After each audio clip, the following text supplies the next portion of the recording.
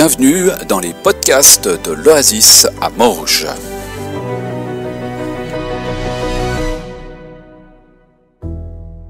Une passion qui nous pousse à l'eau.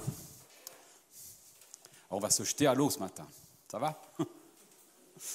Alors j'avais pris pour commencer une petite image footballistique. Peut-être vous avez vu le Stade Lausanne-Ouchy contre Sion. Voilà. Il y en a qui étaient très heureux, d'autres un petit peu moins heureux. Joie et pleurs, ça s'inscrit souvent dans la passion en fait. Alors j'avais envie de nous poser une première question autour de ce thème.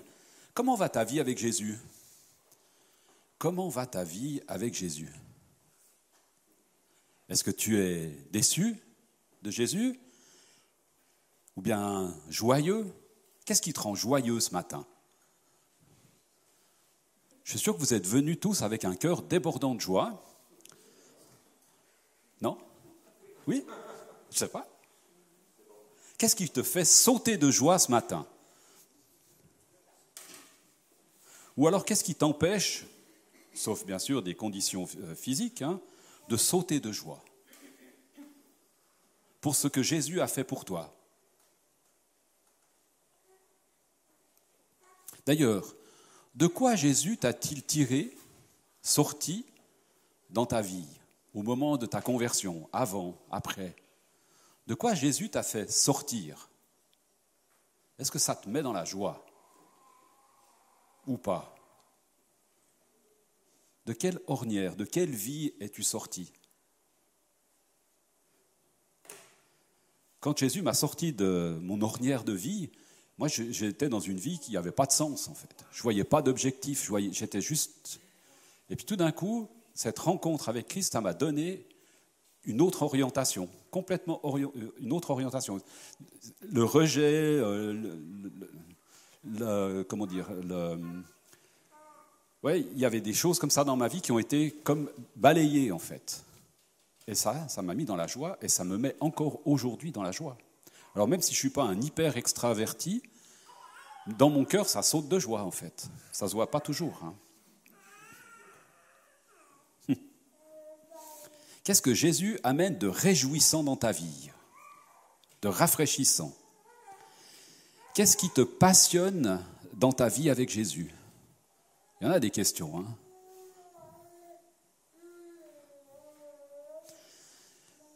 Ce que tu as reçu de Jésus, de Dieu, est-ce que tu as envie que d'autres le connaissent, le sachent, le vivent aussi ?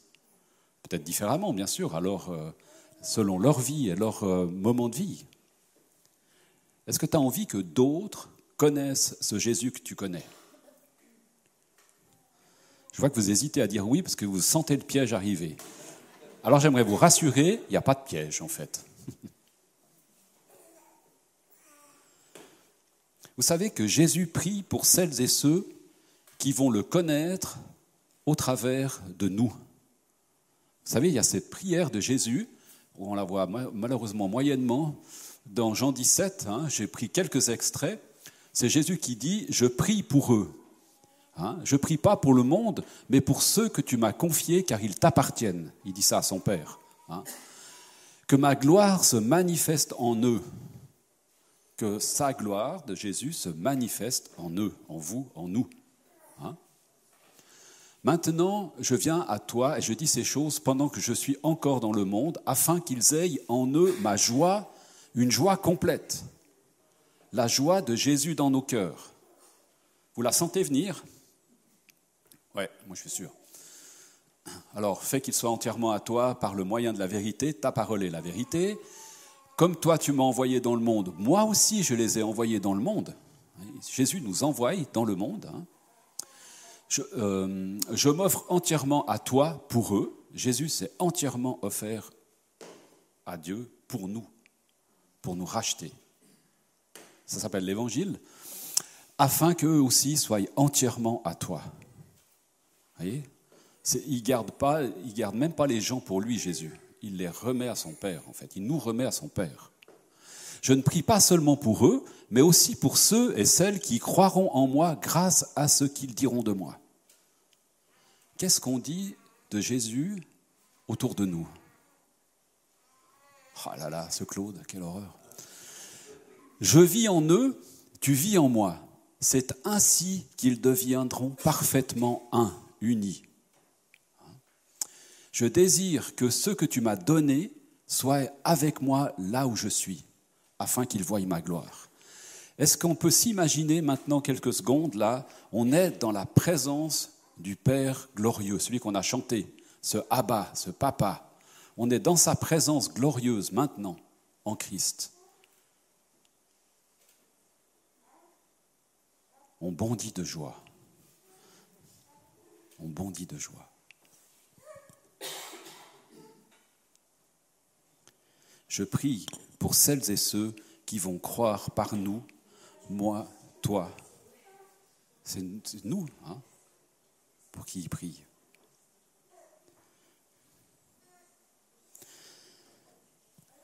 Qui sont les personnes que Dieu, par son Esprit Saint, nous met à cœur, te met à cœur?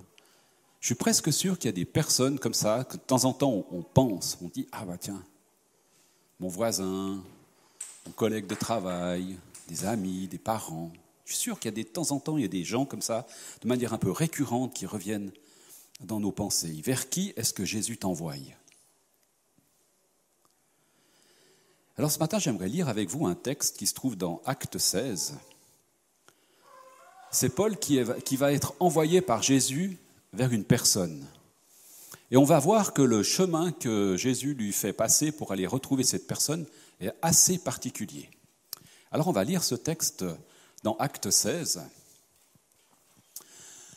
Un jour que nous nous rendions, donc c'est Paul qui parle, un jour que nous nous rendions au lieu de prière, une servante vint à notre rencontre. Il y avait en elle un esprit qui lui faisait prédire l'avenir et elle rapportait beaucoup d'argent à ses maîtres par ses prédictions. Elle se mit à nous suivre, Paul et nous, en criant « Ces hommes sont les serviteurs de Dieu très haut, ils vous annoncent un chemin qui conduit au salut. » Elle fit cela pendant bien des jours. À la fin, Paul en fut si irrité qu'il se retourna et dit à l'esprit « Au nom de Jésus-Christ, je t'ordonne de sortir d'elle. » Et l'esprit sortit d'elle à l'instant même. Quand ses maîtres virent s'envoler tout espoir de gagner de l'argent grâce à elle, ils saisirent Paul et Sylvain, les traînèrent sur la place publique devant les autorités. Ils les amenèrent aux magistrats romains et dirent « Ces individus créent du désordre dans notre ville. Ils sont juifs, enseignent des coutumes qu'il ne nous est pas permis, à nous qui sommes romains, d'accepter et de pratiquer. » La foule se souleva aussi contre eux, les magistrats firent arracher les manteaux de Paul et Sylvain, ordonnèrent de les battre à coups de fouet. Après les avoir frappés de nombreux coups, on les jeta en prison et on recommanda aux gardiens de bien les surveiller. Ceux-là, il faut vraiment se méfier, c'est des agitateurs, il faut les mettre tout au fond de la prison. Là, voilà. Dès qu'il eut reçu cet ordre, le gardien les mit dans une cellule tout au fond de la prison, et il leur fixa les pieds dans des blocs de bois. Je ne sais pas si vous avez déjà vu ces images, là où ils sont assis avec les pieds, puis il y a des chaînes et tout, voilà, ils ne pouvaient pas bouger. Vers minuit, Paul et Sylvain priaient et chantaient pour louer Dieu. Les autres prisonniers les écoutaient. Au fond de la prison, ils chantaient. Pourtant, ça ne devait pas être le lieu le plus sympa. Quand on voit les prisons maintenant, ça n'a pas grand-chose à voir, j'imagine. Tout à coup, il y eut un violent tremblement de terre qui secoua les fondations de la prison. Toutes les portes s'ouvrirent aussitôt et les liens de tous les prisonniers se détachèrent. Le gardien se réveilla et lorsqu'il vit que les portes de la prison étaient ouvertes, il tira son épée pour se tuer car il pensait que les prisonniers s'étaient enfuis. Mais Paul cria de toutes ses forces « Ne te fais pas de mal, on est tous là. Pas de souci, mon gars. » Et le gardien demanda de la lumière, se précipita dans la cellule et, tout tremblant de peur, se jeta aux pieds de Paul et de Sylvain. La rencontre a pu avoir lieu. Vous voyez le chemin qu'il a dû prendre pour envoyer Paul et Sylvain vers ce gars. Mais la suite est aussi assez intéressante. Puis il les fit sortir et leur demanda « Mais Seigneur, que dois-je faire pour être sauvé ?» Il n'y a rien à faire. C'est le gars qui lui demande. Il n'y a plus qu'à répondre. Ils répondirent « Crois au Seigneur Jésus, tu seras sauvé, toi et ta famille. » Et ils annoncèrent la parole du Seigneur à lui et à toutes les personnes qui étaient dans sa maison. Le gardien les emmena à cette heure même de la nuit pour laver leurs blessures. Il fut aussitôt baptisé, ainsi que les siens. Puis en plein milieu de la nuit, donc il n'y a pas besoin de 5 mois de préparation au baptême, etc. Voyez, hein. Donc je dis ça comme ça, parce que si jamais il y avait quelqu'un qui avait envie de se faire baptiser ce matin, pas forcément besoin d'attendre très longtemps. On peut juste être convaincu, et hop, voilà. Puis après, on peut toujours discuter de 3 choses. Hein. Il fit monter Paul et Sylvain chez eux, leur offrit à manger avec toute sa famille. Il fut rempli de joie d'avoir cru en Dieu. Rempli de joie d'avoir cru en Dieu. Magnifique, non?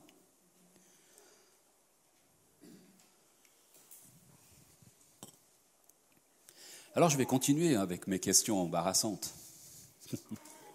J'en ai encore quelques-unes en réserve.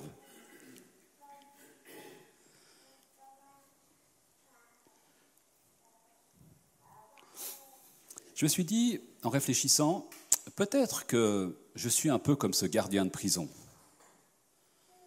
J'ai enfermé l'évangile de Jésus tout au fond, là. Tout au fond. Je l'ai enfoui le plus profondément possible. Hein. Je l'ai attaché au fond de mon cœur, au fond de mes pensées. J'ai mis les chaînes, les blocs, je l'ai enchaîné au fond.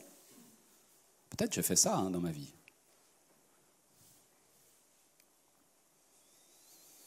Mais est-ce que l'Esprit continue à chanter en moi, malgré qu'il soit enchaîné au fond de cette prison sombre de mes pensées et de mon cœur?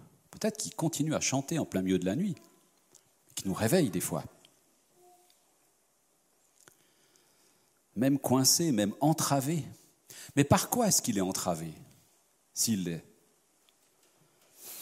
Quel tremblement de terre faudrait-il dans ma vie ou dans ta vie pour libérer finalement cette joie, libérer cette audace d'aller sauter dans l'eau au milieu de la nuit ou en plein jour?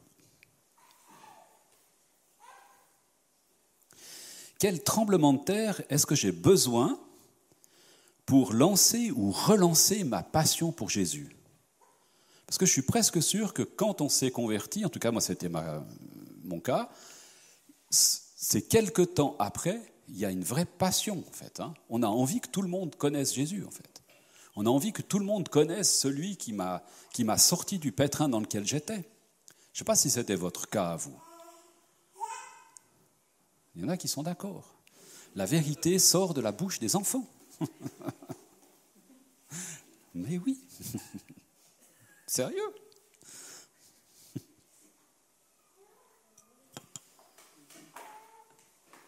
Ah, là, c'est tout nuit, là. Ouh, t'as tiré le mauvais câble.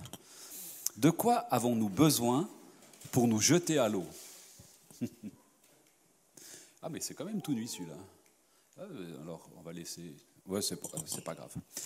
De quoi avons-nous besoin pour nous jeter à l'eau? Et quand je dis nous jeter à l'eau, ce n'est pas forcément l'eau du baptême, hein, bien sûr, mais nous jeter à l'eau pour oser louer Dieu, l'adorer, sauter de joie quand on peut. Qu'est-ce qu'on a besoin pour ça? Pour que notre passion pour Jésus puisse librement s'exprimer. Et il y a des gens qui l'expriment en sautant, les bras en l'air, etc. Et puis il y en a d'autres qui l'expriment en étant assis, tranquilles dans leur coin, et puis il n'y a aucun problème pour ça. Mais des fois, on a besoin d'un petit truc qui nous libère pour oser, en fait. Hein? Alors si vous êtes d'accord, on va se laisser un tout petit moment dans le silence parce que ce n'est pas moi qui dois vous convaincre de quoi que ce soit, en fait. Moi, je vous ai juste parcouru un chemin de vie de Paul, parce que j'avais ça à cœur de vous transmettre. Le reste, c'est le Saint-Esprit qui fait son œuvre. Alors, on va se laisser un tout petit moment dans le silence, et puis on va laisser l'Esprit nous parler, peut-être, et puis je conclurai par la prière. Et puis après, si quelqu'un veut se faire baptiser, il y a des anciens qui sont là. Ils peuvent se lever, les anciens qui sont là. Il y a Anne-Claude, il y a Mathieu, il y a Christine et moi, on est là. Il y a David aussi, si jamais. Venez vers nous simplement pour nous dire, voilà, moi j'ai envie de me faire baptiser ce matin, et puis on ira tout à l'heure à la plage ensemble. Ça va comme ça? Et puis on se laisse juste un tout petit moment maintenant dans le silence, et puis je conclurai par la prière. Ensuite, on passera un temps dans la louange.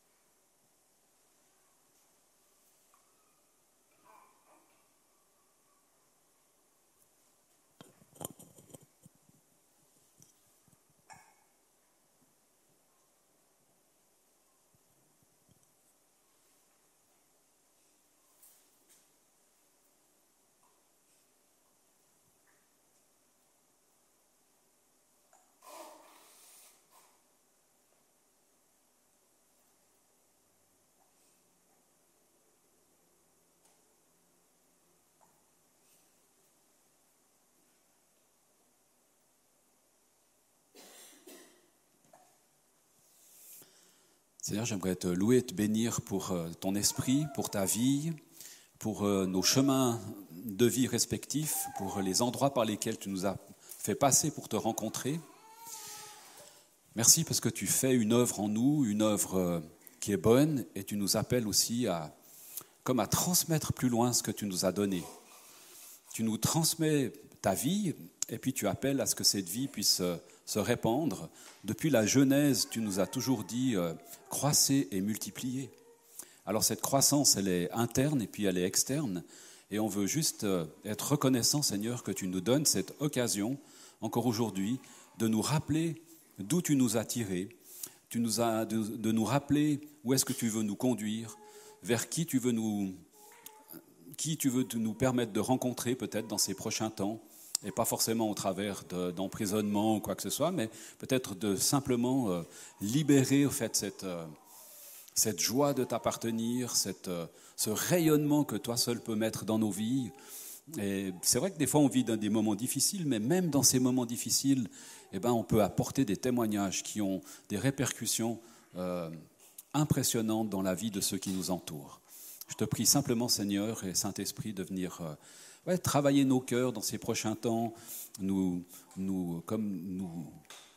relancer, nous redémarrer dans une vie passionnante, ou nous démarrer dans une vie passionnante avec toi, passionnés de toi, et puis avec cet amour que toi seul peux donner pour ceux et celles qui nous entourent. Que toute la gloire te revienne, Seigneur, et puis que, au travers de nos témoignages, au travers de nos vies, des personnes puissent te rencontrer, se connecter avec toi, et puis être à leur tour dans cette joie et cette passion que toi seul peux donner, Jésus. Amen.